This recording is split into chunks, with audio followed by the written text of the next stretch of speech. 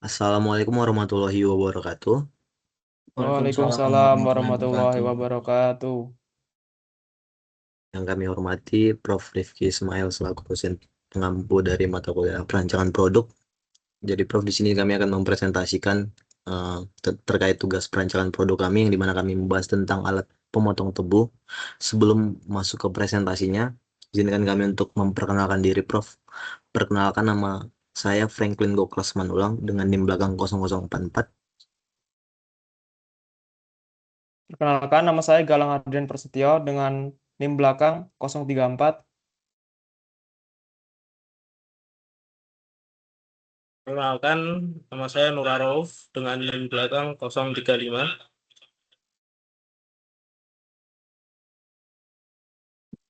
Perkenalkan, nama saya Muhammad Hilmi Asidiki dengan NIM belakang 025. Izin perkenalkan, nama saya Nugraha Haji Wicaksono dengan NIM belakang 166. Oke Prof, terima kasih sekian untuk perkenalan kami. Mungkin slide-nya bisa di next.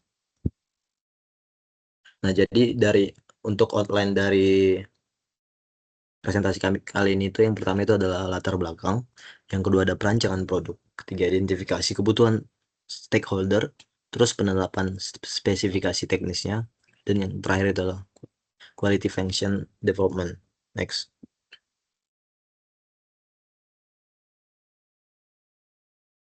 Untuk latar belakangnya sendiri itu, jadi di Indonesia itu merupakan negara agraris dengan kondisi iklim tropis yang sangat mendukung perkembangan komoditas perkebunan. Nah, salah satunya itu adalah tebu sebagai bahan baku utama produksi gula. Nah, secara global produksi gula didominasi oleh negara seperti Brazil, India, Tiongkok. Tapi sementara ini tuh Indonesia masih berada di luar 10 besar, yaitu masih di peringkat ke-14 secara global. Nah, menurut data Kementerian Pertanian menunjukkan bahwasannya produksi gula nasional pada tahun 2025 hanya mencapai 2,67 juta ton dengan produksi tebu sekitar 39 juta ton. Di sisi lain, kebutuhan gula nasional jauh lebih tinggi dibandingkan kapasitas produksi dalam negeri. Nah, kebutuhan gula Indonesia diperkirakan mencapai 6-8 juta ton per tahunnya. Sementara produksi domestiknya hanya mampu memenuhi sebagian daripada kebutuhan tersebut. Akibatnya Indonesia masih bergantung pada impor gula dalam jumlah besar. Next.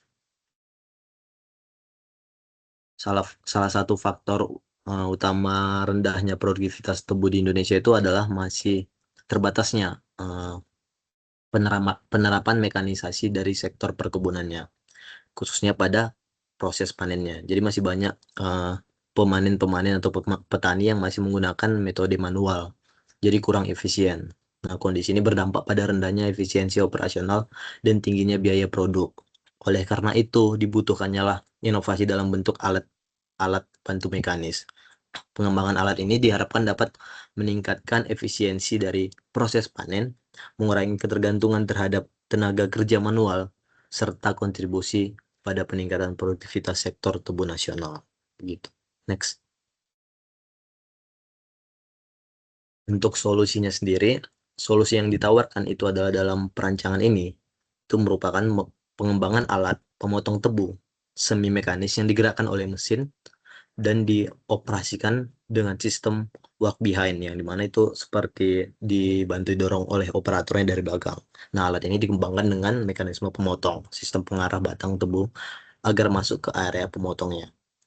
Nah, dengan desain yang disederhanakan dan mudah dioperasikan, alat ini diharapkan mampu mempercepat proses panen dan mengurangi kebutuhan tenaga kerja, serta meningkatkan efisiensi dan produktivitas panen tebu pada lahan skala kecil hingga menengah. Next.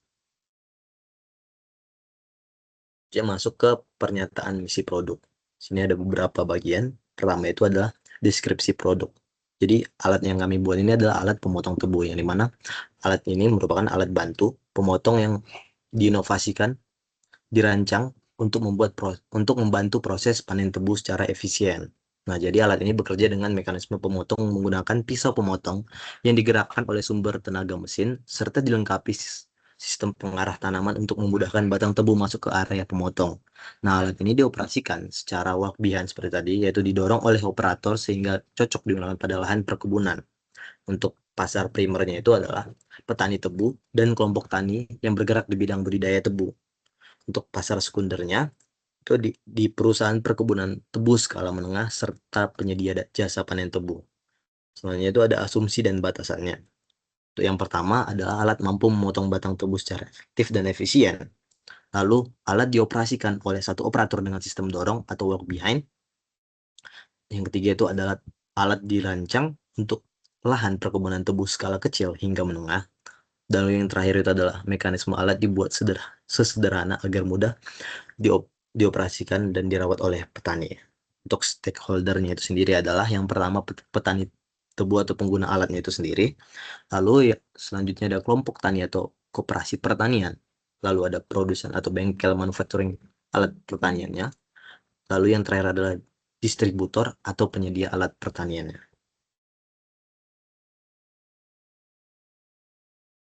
Baik, selanjutnya itu ada tujuan produk. Jadi tentunya seperti dilihat pada gambar, kalau panen tebu secara konvensional itu akan sangat membutuhkan tenaga dari Pak Petani dan juga kapasitasnya yang tentunya terbatas. Nah, tujuan dari produk ini tuh yang pertama membantu petani dalam memotong tebu secara lebih cepat dan efisien dibandingkan dengan metode pemotongan manual menggunakan parang atau sabit. Yang kedua, mengurangi beban kerja petani. Lalu yang ketiga, meningkatkan produktivitas dan efisiensi proses panen. Dan yang keempat, mendukung peningkatan hasil produksi tebu melalui proses panen yang lebih efektif dan terorganisir. Next. Nah, deskripsi dari produknya.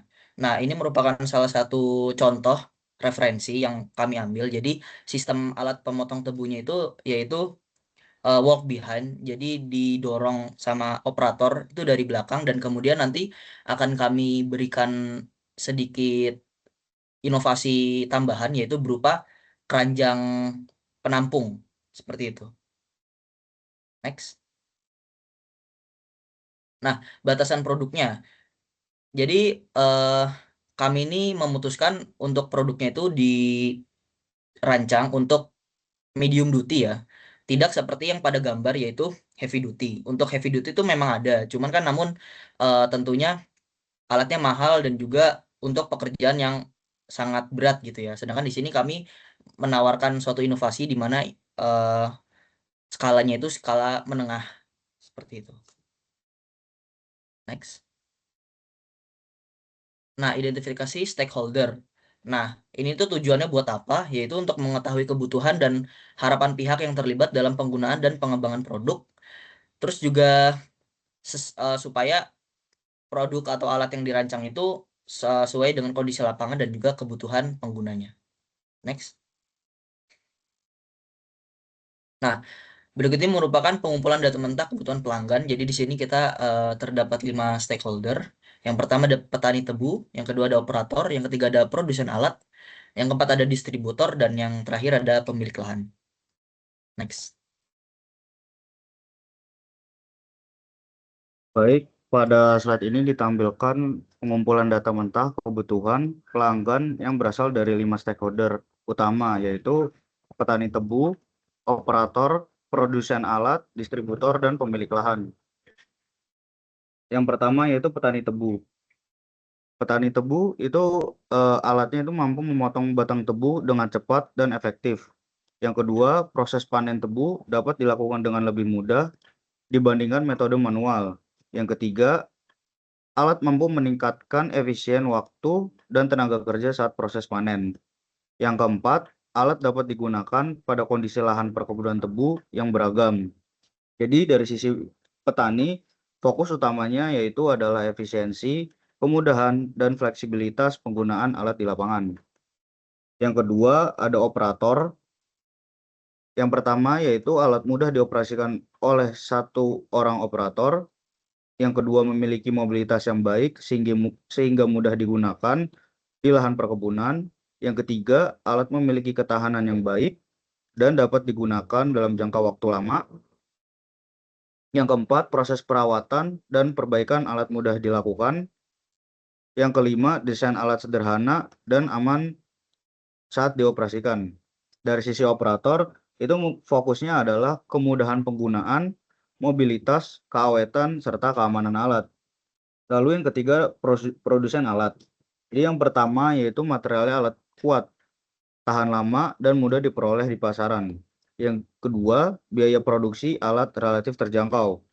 Yang ketiga, proses manufaktur tidak terlalu kompleks sehingga mudah diproduksi secara massal. Artinya, produsen menekankan pada efisiensi produksi dan ketersediaan material. Yang keempat, ada distributor, yaitu yang pertama, harga alat terjangkau bagi petani sebagai pengguna utama. Yang kedua, produk memiliki kualitas yang baik sehingga memiliki daya saing di pasar. Yang ketiga, produk memiliki potensi pasar yang luas di daerah sentra perkebunan tebu. Jadi distributor itu berfokus pada harga, kualitas, dan juga peluang pasar. Lalu yang terakhir, yang kelima, yaitu pemilik lahan.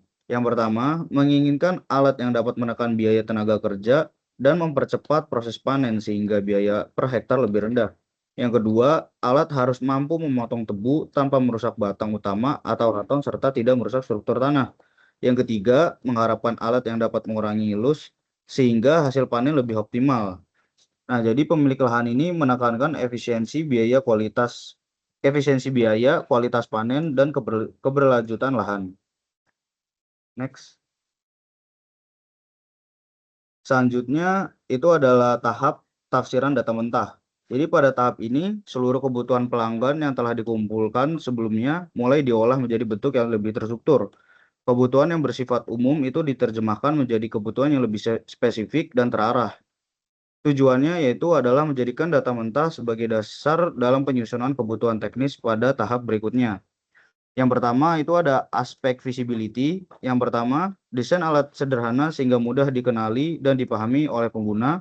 Yang kedua, warna alat cukup mencolok sehingga mudah terlihat saat digunakan di area perkebunan.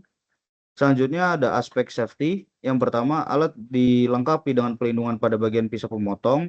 Yang kedua, material rangka alat kuat dan stabil saat digunakan. Yang ketiga, sistem pengoperasian alat aman bagi operator.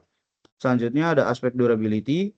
Yang pertama, material alat kuat dan tahan terhadap penggunaan di lingkungan perkebunan. Yang kedua, komponen alat memiliki ketahanan yang baik terhadap keausan. Yang ketiga, alat dapat digunakan dalam jangka waktu lama dan perawatan minimal. Selanjutnya ada aspek easiness. Yang pertama, alat mudah dioperasikan oleh satu orang operator.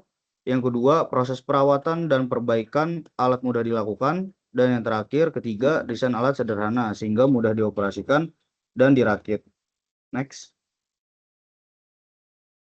Nah, selanjutnya ini ada organisasi kebutuhan. Jadi pada tahap ini, kebutuhan yang telah ditafsirkan kemudian disusun dan dikelompokkan secara sistematis. Tujuannya yaitu yang pertama, mempermudah pemahaman kebutuhan. Yang kedua, menyusun kebutuhan secara terstruktur. Yang ketiga, mendukung analisis pada tahap berikutnya. Dengan pengelompokan seperti pada tabel berikut, hubungan antar kebutuhan menjadi lebih jelas dan siap digunakan dalam proses perancangan. Dengan memiliki tingkat kepentingan yang teratur, seperti misalnya tingkat kepentingan 5, seperti contoh pada nomor 1 dengan tingkat kepentingan 5, yaitu menandakan alat mampu memotong batang tebu dengan cepat. Jadi kepotongan yang di-concern itu lebih dispesifikkan dan lebih detailkan itu dalam alat yang mampu memotong batang tebu gitu. Jadi disesuaikan dengan tingkat kepentingannya masing-masing. Bisa di next. Nah, selanjutnya ini ada matriks kebutuhan pelanggan. Jadi bisa di next saja. Nah, jadi selanjutnya ini kan tabel matriks kebutuhan pelanggan yang juga dilengkapi dengan skala nilai. Jadi matriks ini itu menunjukkan hubungan antara kebutuhan pelanggan dengan respon teknis dari produk. Di dalam matriks itu yang pertama ada kebutuhan pelanggan ditampilkan pada satu sisi, yang kedua respon teknis ditampilkan pada sisi lainnya, dan terdapat hubungan antara keduanya. Nah, untuk menilai tingkat kepentingan setiap kebutuhan itu digunakan skala, yang dimana skalanya itu terdapat 1 sampai 5, di mana yang pertama itu ada skala 1 yaitu sangat tidak penting, dan nilai 5 itu sangat penting. Jadi skala ini digunakan untuk memberikan bobot pada setiap kebutuhan. Dengan adanya matriks dan skala ini, kita dapat menentukan prioritas kebutuhan, mengetahui aspek yang paling berpengaruh, dan memastikan desain sesuai dengan kebutuhan pengguna, sehingga proses perancangan nantinya itu menjadi lebih terarah, berbasis data. Jadi next. Baik, selanjutnya penetapan spesifikasi teknis. Jadi kami membuat 3 tingkatan. Yang pertama tingkat kepentingan 3, di mana di sini sistem pisau mudah dilepas untuk proses pengasahan dan perawatan. Kemudian dimensi alat dibuat kompak agar mudah dibawa ke kebun. Kemudian yang ketiga, sistem sambungan baut untuk memudahkan perawatan. Kemudian selanjutnya tingkat kepentingan 4, di mana di sini berat total alat dibuat menjadi ringan. Kemudian desain pegangan ergonomis dengan sudut dan diameter yang nyaman. Kemudian panjang dan bentuk pisau disesuaikan agar hasil potongan rapi. Dan yang keempat, dimensi alat tidak terlalu besar untuk memudahkan saat proses. Kemudian yang kelima, material rangka dibuat kuat tetapi ekonomis. Kemudian yang selanjutnya tingkat kepentingan 5, yaitu di mana di sini yang pertama ketajaman dan jenis pisau yang sesuai untuk memotong batang tebu. Kemudian mekanisme pemotongan yang efisien dan sistem pengaman pada pisau. Kemudian yang terakhir material rangka alat yang kuat dan tahan lama. Kemudian setelah menentukan spesifikasi teknis, kita membuat CFD, di mana di sini merupakan keterkaitan antara satu sama lain dari spesifikasi teknis yang kami tentukan. Kemudian kita menilai dari kebutuhan yang pelanggan inginkan. Kemudian di sini kami membuat matriks morfologi, di mana di sini merupakan kombinasi dari beberapa konsep yang kami akan buat. Yang pertama di sini konsep A, menggunakan roda 2, blade kanan kiri, blade 2 mata, dan jumlah matanya 2, menggunakan roda gigi.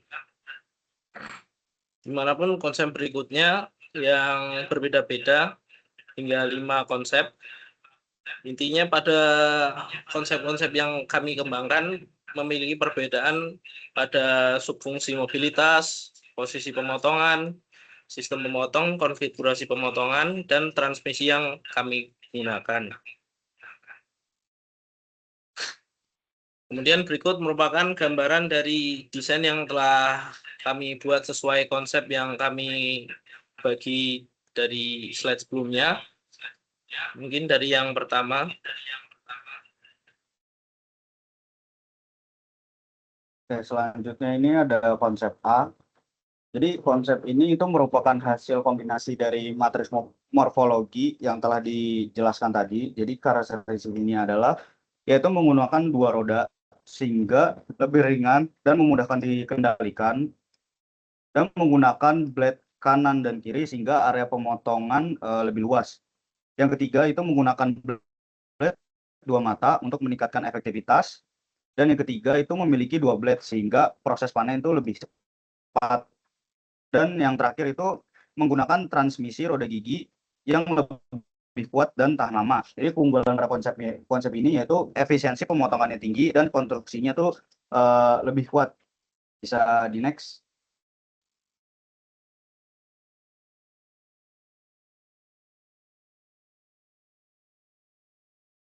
Selanjutnya ini referensi tadi itu saya buat menggunakan 3 jurnal. Referensi yang pertama itu digunakan untuk memahami konsep mesin pemanen tebu, di mana saya menggunakan mesin yang tadi itu dimasukkan di bagian belakang, dan untuk referensi ini digunakan untuk perancangan sistem transmisi. di mana sistem roda gigi tadi itu saya aplikasikan di dua blade tadi. Selanjutnya referensi ketiga itu digunakan untuk desain blade yang dimana blade tersebut itu memiliki dua mata gitu. Dan selanjutnya tadi desain saya memiliki keranjang di sebelah kanan kiri, itu merupakan improvisasi yang telah saya buat, di mana blade tersebut itu akan memotong tebu lalu langsung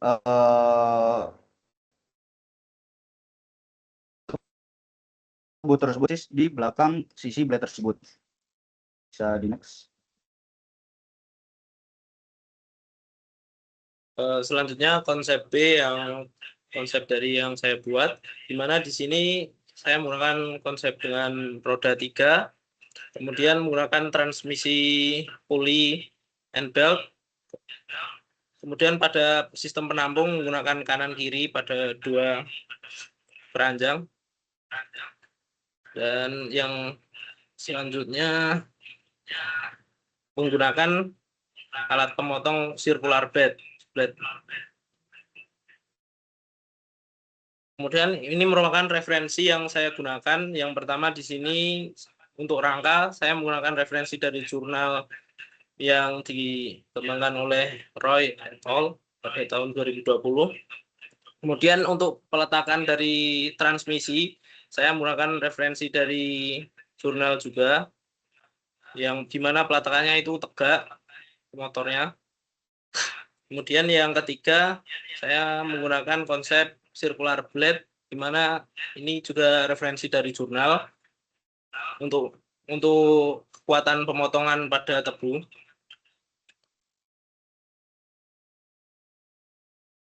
Baik, selanjutnya konsep C, yaitu konsep yang saya buat berdasarkan pembagian yang tadi di slide sebelumnya, di mana pada konsep ini tuh roda 2 terus menggunakan circular blade, keranjangnya di depan, dan juga menggunakan sistem transmisi pulley and belt. Next. Nah, adapun referensinya itu saya mengambil dari 3 jurnal. Yang pertama itu jurnal yang dibuat oleh Suman et al. Tahun 2020, yang dimana itu saya mengambil konsep rangka dan sistem pemotongan di bagian depannya. Lalu kemudian untuk keranjangnya sendiri, dimana saya mengambil dari jurnalnya Fucheng et al. Tahun 2022, yang bedanya saya modifikasi sedikit, yaitu keranjangnya menjadi terbuka atasnya. Terus untuk circular blade-nya di sini saya menggunakan referensi dari jurnalnya Zhang et al. Tahun 2025. Next. Berikutnya adalah konsep D, yaitu konsep yang saya buat dengan tampilan gambar yang bisa disaksikan di slide berikut. Jadi di konsep di sini dari matrik morfologinya adalah 3 roda, terus menggunakan blade 2 mata, lalu sistem transmisinya menggunakan kombinasi dari roda gigi dan juga belt. Mungkin jadi saya itu konsep ini terinspirasi dari ke slide sebelumnya. Balik ke slide sebelumnya. Nah, jadi di sini adalah konsepnya adalah saya terinspirasi dari diferensial gear yang ada pada transmisi mobil. Cuman lebih disederhanakan, di bagian kotak yang berwarna biru tersebut berisi 2 buah bevel gear yang saling tegak lurus, yang bisa mengubah gerakan rotasi dengan arah yang berbeda seperti itu. Next. Dan untuk desainnya, saya terinspirasi dari konfigurasinya, yaitu desainnya Nagarjun et al. Di tahun 2021. Lalu untuk desain rangka, saya terinspirasi dari suatu paten dengan kode yang bisa saudara-saudara lihat. Dan untuk konfigurasi dan geometri dari blade-nya, saya terinspirasi dari suatu link yang saya temukan di website internet.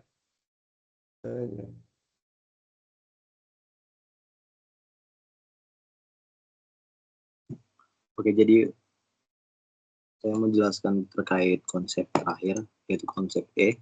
Mana ini konsep yang saya buat itu ini. Jadi ini tampak atas, samping, dan juga tempat belakangnya, di mana konsep ini menggunakan 2 roda sebelah kanan kiri, juga menggunakan satu blade di bagian depannya, yaitu circular blade, terus menggunakan keranjang juga kanan kiri, di mana itu yang berguna untuk umpan dari tebunya tadi setelah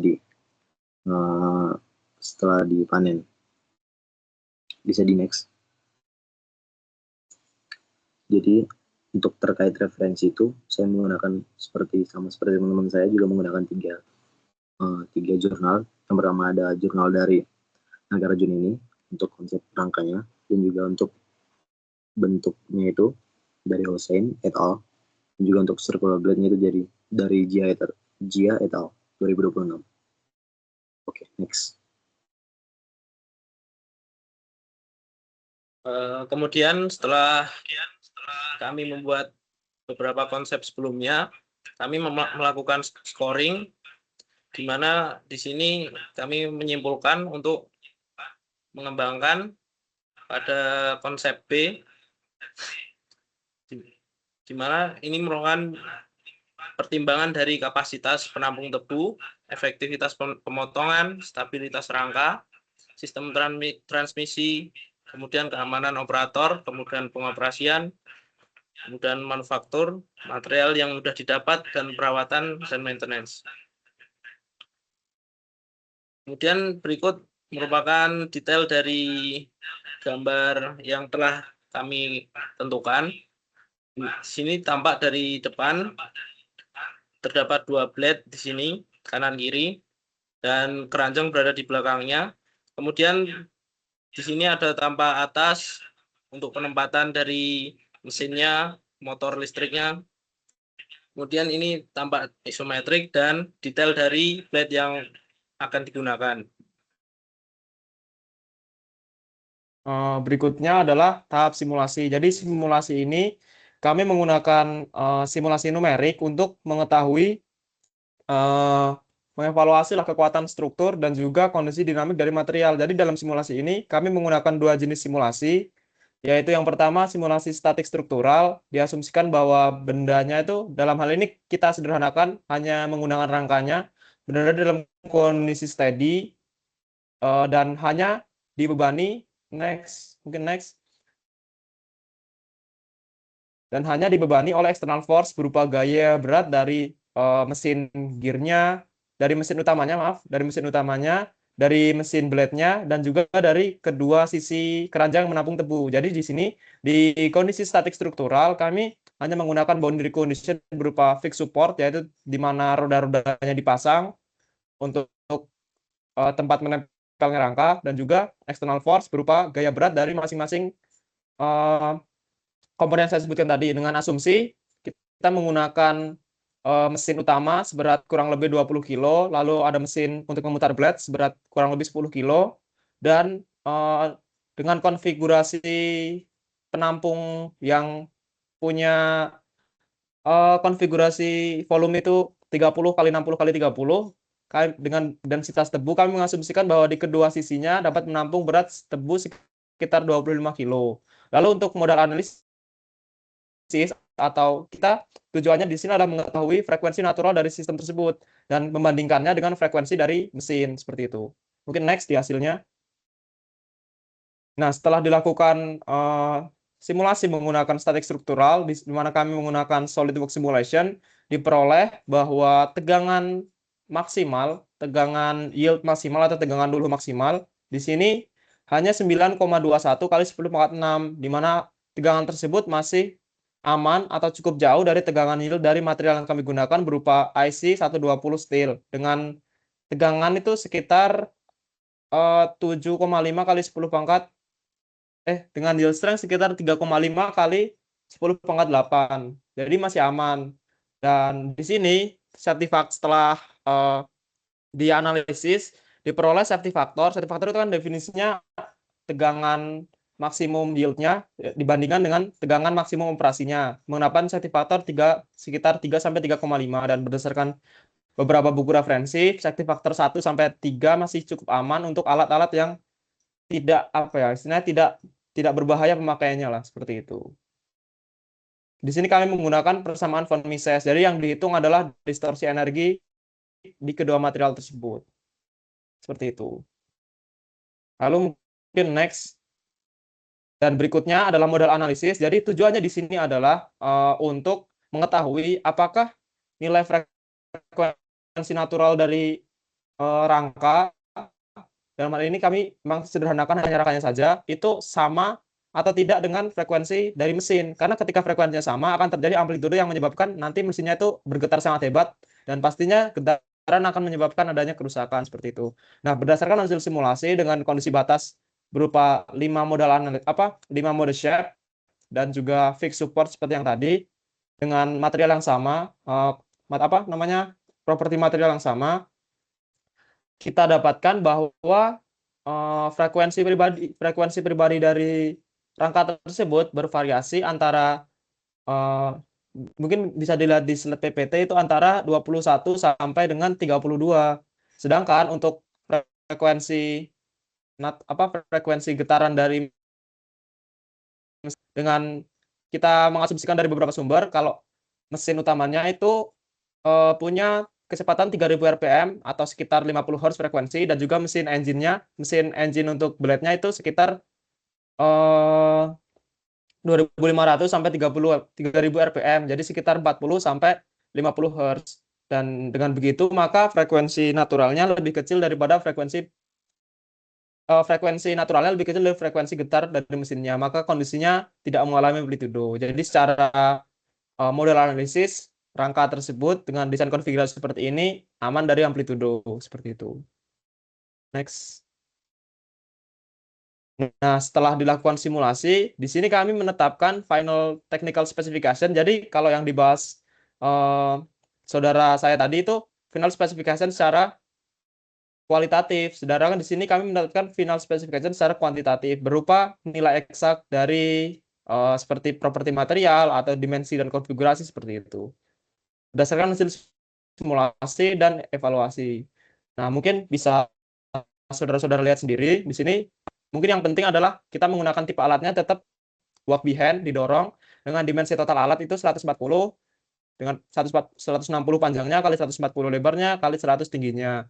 Total berat alat di sini sekitar 45 sampai 50 kilo dengan kapasitas keranjang 25 kilo. Terus mesin yang digunakan harus punya power 5,5 sampai 6,5 horsepower dan engine blade-nya menggunakan 2 sampai 3 horsepower. Dan material yang kami gunakan itu berupa IC 1020 untuk rangkanya dan untuk blade-nya IC 1045 seperti itu. Di sini kami juga mempertimbangkan aspek kemudahan procurement supaya dari pihak produksinya itu tidak kesulitan untuk membuat alat tersebut seperti itu. Mungkin detailnya nanti bisa saudara-saudara lihat. Nah, mungkin itu dulu yang bisa kami sampaikan. Sekian presentasi dari kelompok 1 tentang tugas besar perancangan produk berupa merancang alat bantu perkebunan. Di sini kami membuat alat berupa alat potong tebu yang semi otomatis. Ada kurang lebihnya kami mohon maaf. Sekian. Assalamualaikum warahmatullahi wabarakatuh. Waalaikumsalam warahmatullahi wabarakatuh.